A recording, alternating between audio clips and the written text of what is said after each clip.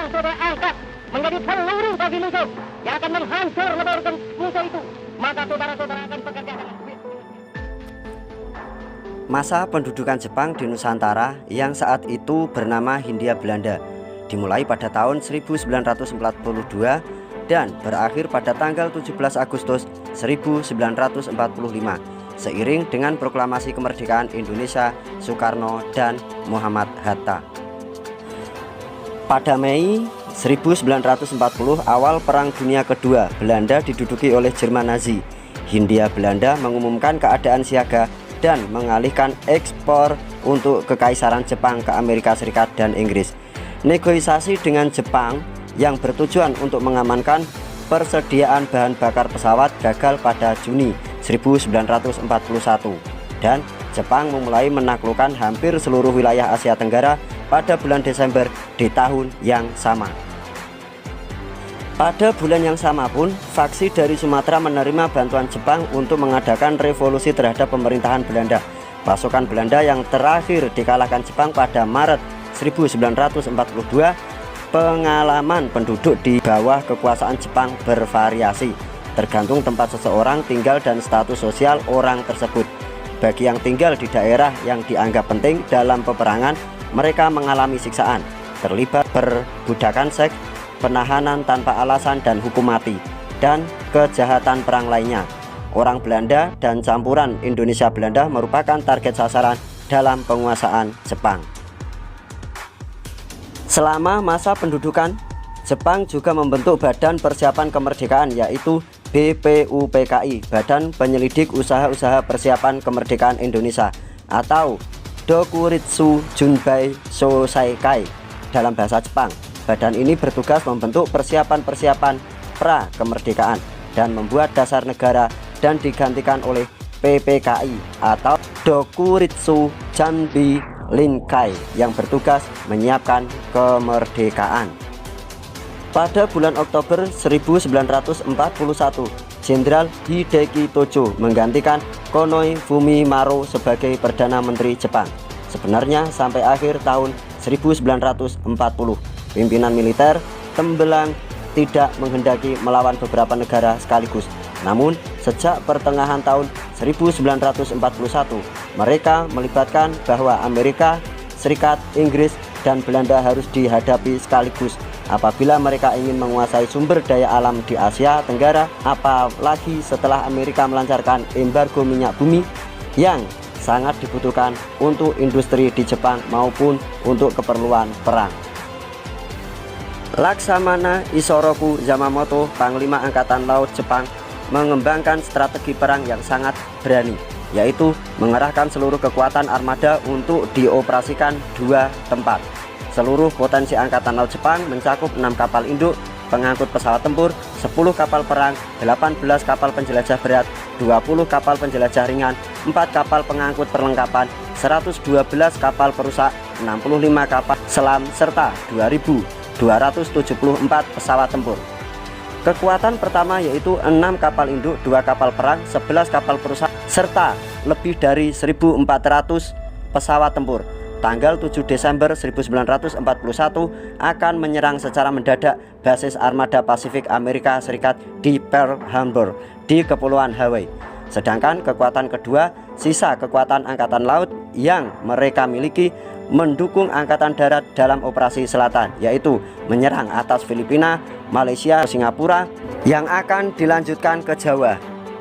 Kekuatan yang dikerahkan ke Asia Tenggara adalah 11 divisi infanteri yang didukung oleh 7 resimen tank serta 795 pesawat tempur. Seluruh operasi direncanakan selesai dalam 150 hari. Admiral Chu Chai Negumo memimpin armada yang ditugaskan menyerang Pearl Harbor. Pada tanggal 7 Desember 1941, 360 pesawat terbang yang terdiri dari pembom pembawa torpedo serta sejumlah pesawat tempur diberangkatkan dalam 2 gelombang. Pengeboman Pearl Harbor ini berhasil menghancurkan 188 pesawat dan merusak 8 kapal perang Angkatan Laut Amerika Serikat. Selama 2 jam pengeboman, 2.402 orang Amerika tewas dan 1.283 lainnya luka-luka. Namun, 3 kapal induk Amerika Serikat selamat karena pada saat itu tidak berada di Pearl Harbor. Pada tanggal 8 Desember 1941, Kongres Amerika Serikat menyatakan perang terhadap Jepang. 3 hari kemudian, Jerman menyatakan perang terhadap Amerika Serikat. Kondisi ini menjadikan Amerika Serikat tergabung dengan pasukan sekutu dan terlibat pertempuran di Eropa dan Asia Pasifik. Perang Pasifik ini berpengaruh besar terhadap gerakan kemerdekaan negara-negara di Asia Timur, termasuk Indonesia. Tujuan Jepang menyerang dan menduduki Hindia Belanda adalah untuk menguasai sumber-sumber alam, terutama minyak bumi, guna mendukung potensi perang Jepang serta mendukung industrinya. Jawa dirancang sebagai pusat penyediaan bagi seluruh operasi militer di Asia Tenggara dan Sumatera sebagai sumber minyak utama.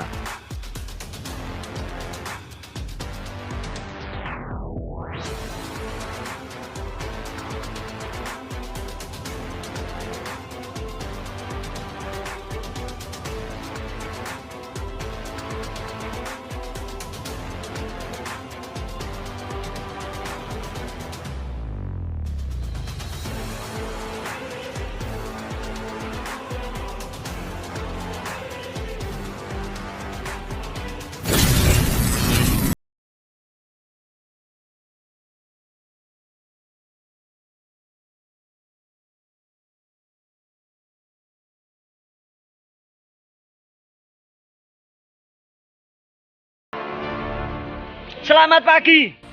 Muni selamat pagi tuh, Om. Pagi. Siapa kita? Siapa? Indonesia. Ini lo Kak.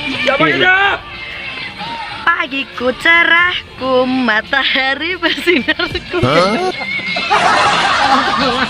Nah, untuk pagi hari ini, tim WK atau tim Wong Kuno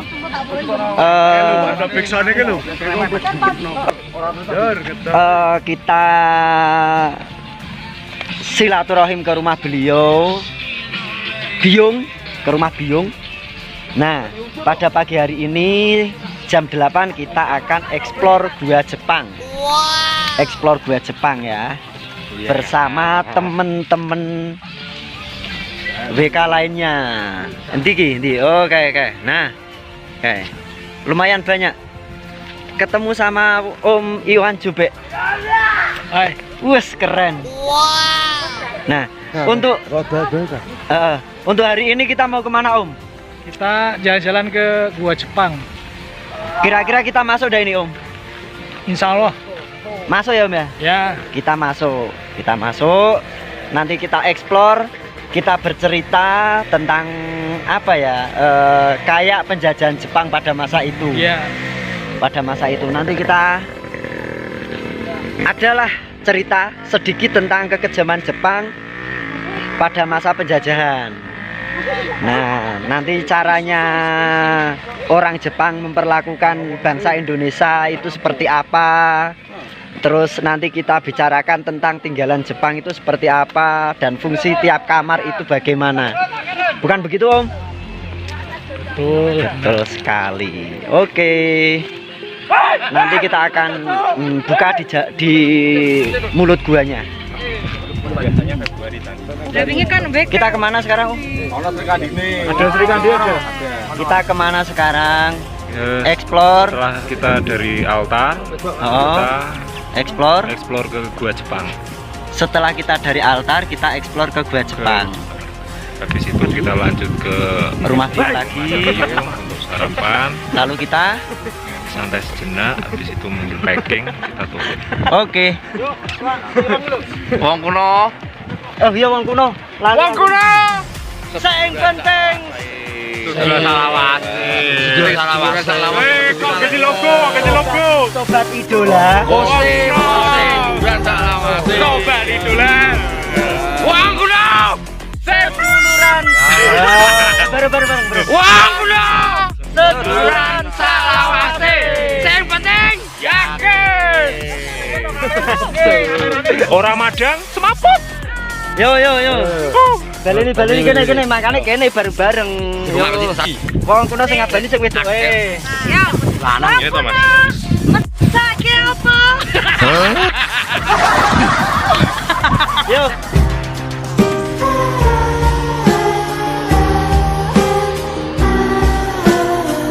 Oh, dua ya. Wong kuno. Wah, kuno. Sing Pak ketok. Sing kowe. Yo, sampe to. Hitungi. Ketok kabeh ta. 1 2 3. Wong kuno. Saturan salawase. Sing penting yakin. Jolali Madang. Ayo ribut Bang. Pojok kan pematikan. Cepat, Bang. Wes, Bang. Kamu mlebune bareng-bareng wae Mas kae jek kari yo anu. Siap. Mobilnya bareng-bareng. Iya. Tapi asik aku ada yang main biung. Halah. Heeh, pol banget. Lagi sing mburi malah guyayane pol iki, admin paling galak iki. Itu mau menera. Ento momene.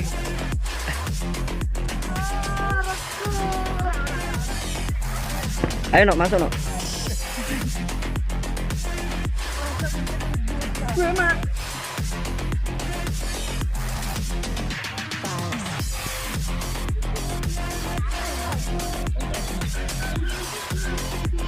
Lo? Iya. Oke, sekarang jam berapa, Mas? Mas Fajar? Jam berapa saiki? Lah nggo jam, Cok. Mati yo, asem. Lha ki jamu to? Jam 8.29. Setengah songo. Jam setengah 9 ya. Sekarang jam setengah 9 kita berada di mulut Gua Jepang, yaitu salah satu cagar budaya juga yang berada di lereng Gunung Ungaran. Nah, sebenarnya kita orang, maksudnya kita wong kuno punya tujuan utama, yaitu kita sambangi biung karena sudah 4 tahun kita belum pernah ketemu biung lagi. Nah, setelah kita ke rumah biung, tadi ada perjalanan sedikit untuk mengulang masa lalu. Kita dari altar, kita foto-foto, lanjut dari altar kita ke Gua Jepang. Nah, inilah Gua Jepang. Nanti kita bercerita di dalam, terus nanti kita punya misi menghitung kamar, tiap kamar, dan kamar itu fungsinya untuk apa? Nanti kita bercerita di dalam. Cium. 3, 2, 1. Kayak sopo kayak 3, 2. Yuk. Tapi rakyat ini apa lo? Assalamualaikum.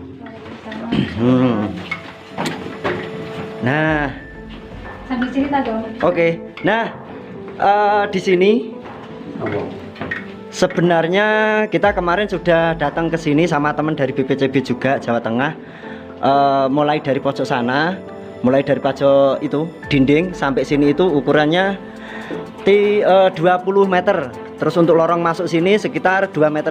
Nah, untuk yang ruangan tengah ini sebenarnya ini kan runtuh ini. Ini runtuh. Ini runtuh, tingginya 2,61 tingginya dari lantai bawah sampai lantai atas. Nah, ruangan ini berbentuk segi 4 dengan ukuran 2 kali 2,5, 2 meter kali 2,5 meter. Fungsinya dulu, fungsinya dulu ini merupakan kamar untuk orang Indonesia yang dipekerjakan disekap di sini. Nah, ini ruang penyekapan sebenarnya. Berapa orang di satu ruangan ini? Sebanyaknya, pokoknya sampai mereka itu istilahnya tidurnya berdiri. Gitu. Dihitung kamarnya, ini ada 1 ya. 1 ya. Lawangnya tutup saya. Lagi. Nah, ini Berarti kanan kanan kiri berbentuk zigzag. Kanan kiri berbentuk zigzag.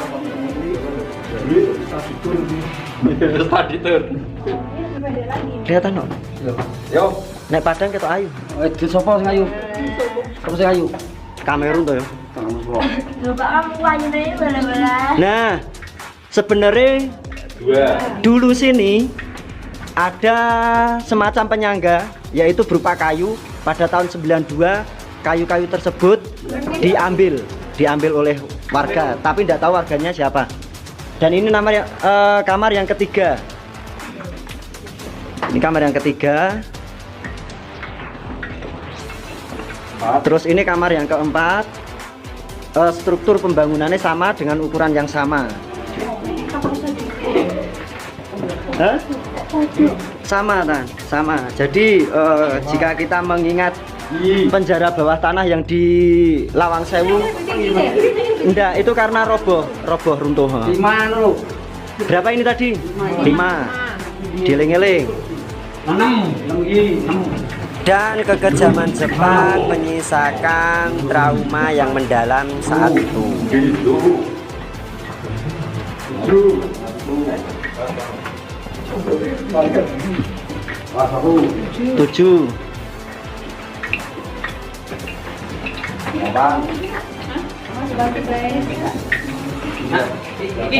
8. Ini 8.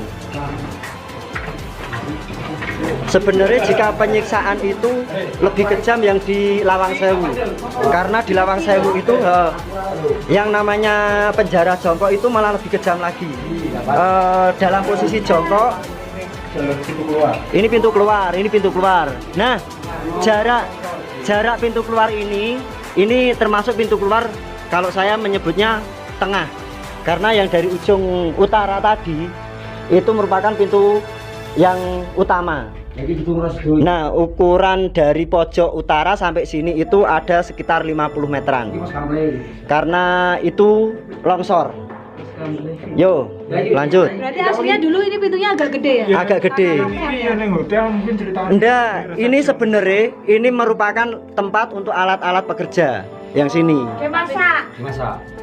Bukan, tergantung pekerjaannya apa. Kalau biasanya dipaksakan membangun jalan yo ono bangsane palu, linggis gitu. Iya. Pekerjaan apa?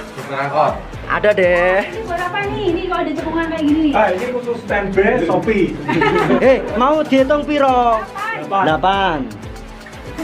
Gue kira noting Shopee. Masuk. Tapi nggak berarti kamar. 8, 9. 9, ini 9. Jadi apa bro? Nah ini sama, ini juga. Ini sebenarnya mau terbentuk kamar juga. 9, 10. Jadi apa? Nah ini juga sama. Sebenarnya ini untuk mau hampir dibuat ruangan juga. Jadi dihitung nggak? Iya, 10, 11 ya. 11 nih.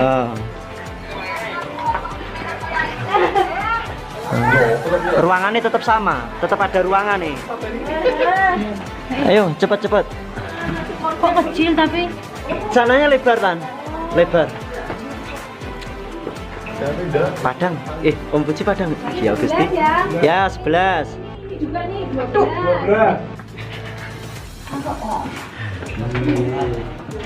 Apa bungkus bro?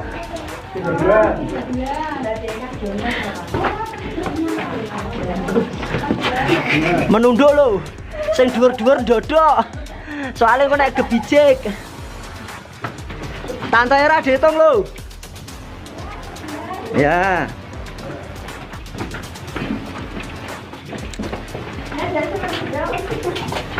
Hati-hati. Wes.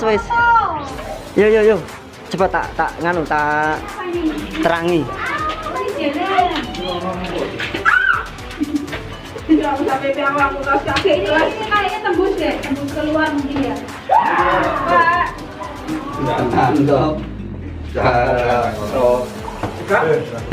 Pintu keluar juga.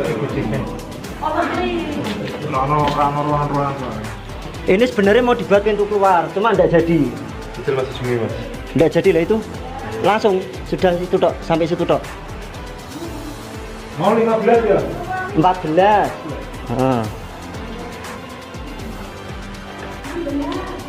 Oke, malah saya ngitungin 16. 14. Oh 16 ya, 16. Pokoknya dihitungi terus. Iki 15 iki no Om. 15 iki 16 kono bener. Ya. Yo salah kamu. Itu Kalau dibaca tancap masuk juga loh. Awas naik. wah. Penting sih luas kan. Lah.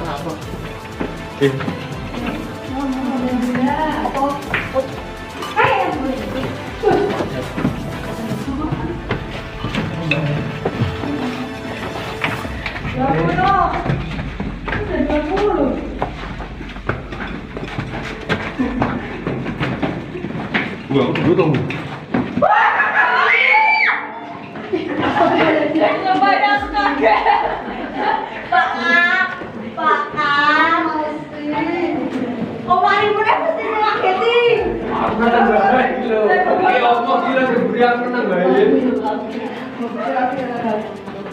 Ya Allah, boyo iku mat.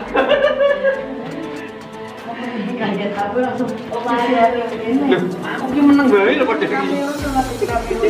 Rono ngono Rona. Tak sekolah kayak bener gue labimu. Labine wis tak pauke ya. Saya plus tidak tak.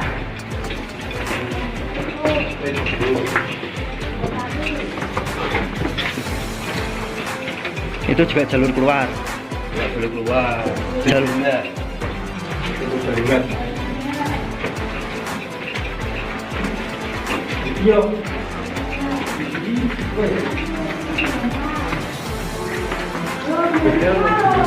Lah yo 25.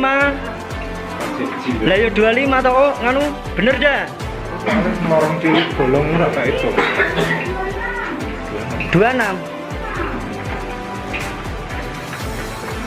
Orang depan likur, kelawe, anak buana, 2000 ada.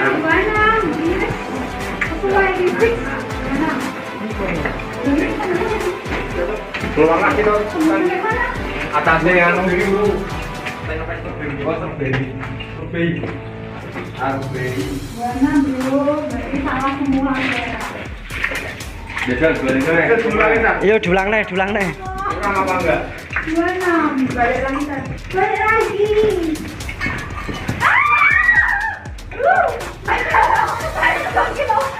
Lah dodo ya dodo. Tapi kan sampai foto dua. Lumayan. Kakak.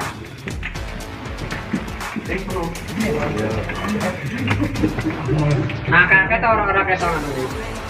Back lagi. Ya, dua. Wah, kayak namanya nambah-nambah kan. Wes yuk. Orang ketawa deh. Yuk. Wah, kepala. Ayo. Dik. Tetap muslim kan. Iya. Ngono foto nang berapa tadi kan? Pertama kali. Tekan jobo meneh. Kemari aku stay ngono dong. Lambe ini nek nang paran ora iso jogo. Lagi Joko.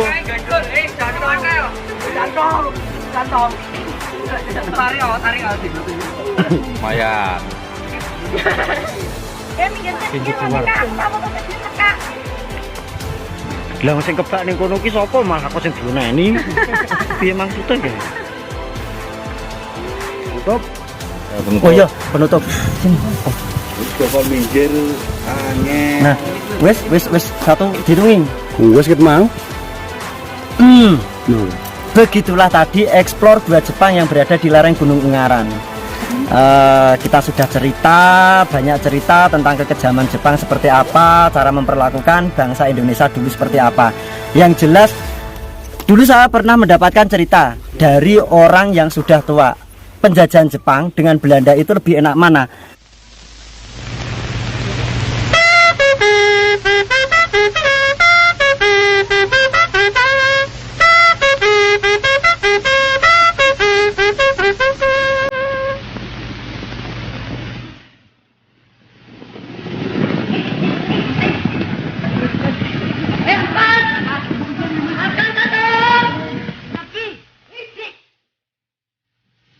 Maju,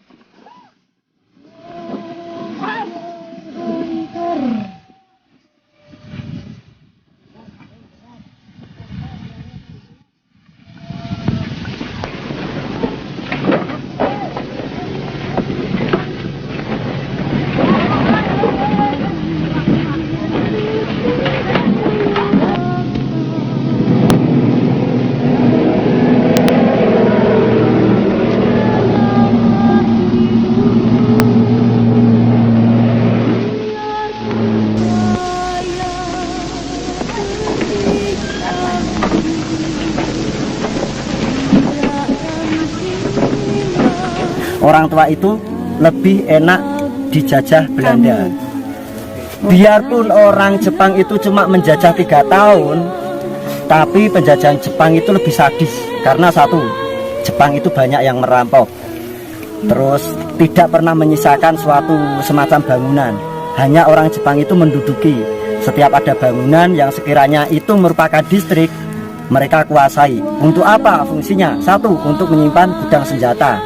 Terus yang kedua, untuk mobilitas tentara Jepang tiap titik, atau kalau sekarang menyebutnya tiap cabang.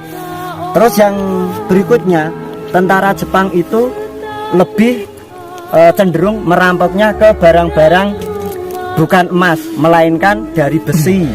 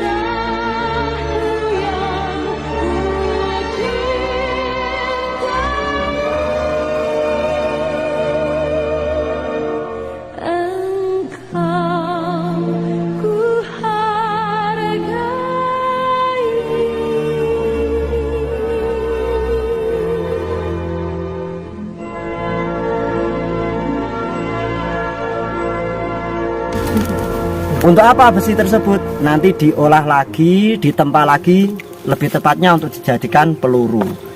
Sekian, terima kasih untuk ulasannya. Kita bersama keluarga besar wong kuno. ono sarep bengok ra iki. Bang Ben, kapan sini? Oh, saya lupa. Kang Beni tak tunggu kedatangannya ke sini untuk mengulas kembali ceritanya, kisahnya penjajahan Jepang pada masa itu. Nanti tak ajak ke sini, kita nginep di Perumasan, ke rumah Biung. Nah, jenengan tak kasih PR untuk mengulas gua Jepang. Tugas sampean, Kang. Tugas jenengan. Terima kasih. Iki ono sarep bengok wong kuno ngono ora?